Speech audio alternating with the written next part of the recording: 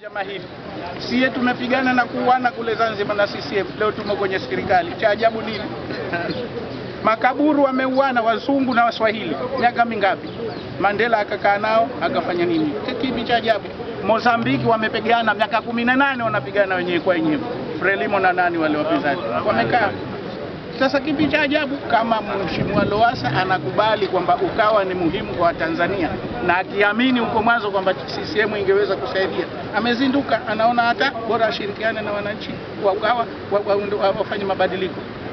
Chadema wale, nakumbuka mara moja nilikwenda Mwanza walipokuwa kutuambia sisi kama cha CUF CCMB, au hamna habari. Leo mbona tuko pamoja hapo, CCMB na CCMA na CCMC na CCMD? Kwenye siasa hakuna adui wa kudumu wala hakuna kudumu kwa hoja mnayogombania. Ikiwa hoja hiyo inasimama, mnashikamana. Mache mzee Lowassa aje tushikamane, tuiondoe CCM. Tumechoka kuonewa.